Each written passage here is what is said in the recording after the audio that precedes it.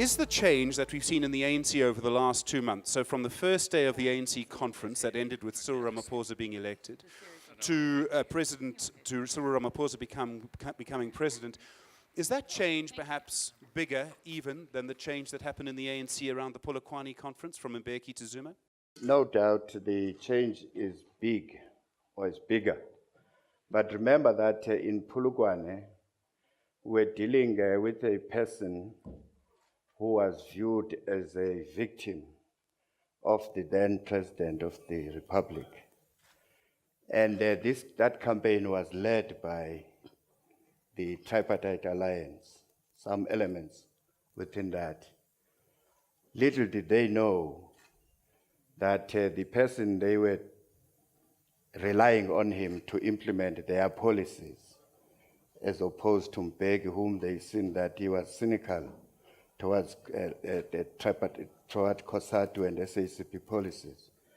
They opted for Zuma, but little did they know that he was there to start with his own problems, that is using the state resources to defend his cases, and also secondly to line pockets for his family.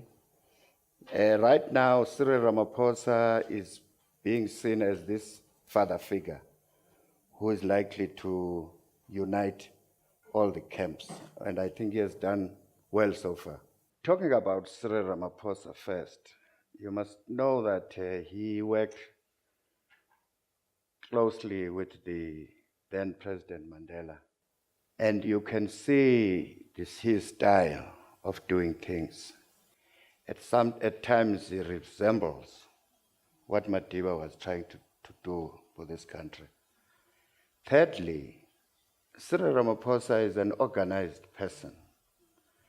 He is also able to organize other people. I worked with him during the time we were campaigning for the ANC in 1993 up to 1993 for 1994 elections.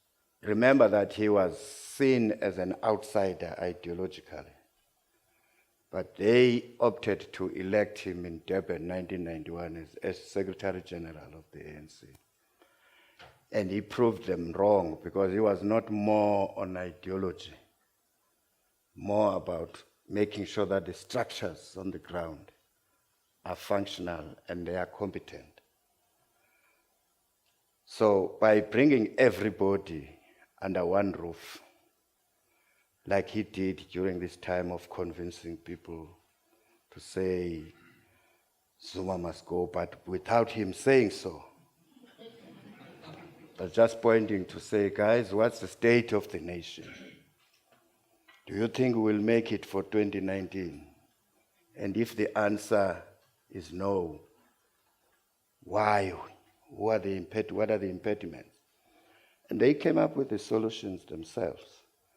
But the honeymoon is going to be over soon because he will have to convince the voters and the world that he is able to remove the dead wood from the current crop.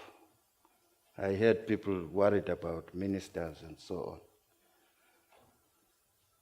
Corruption has been eating in the body politic of the ANC like a cancerous tumor.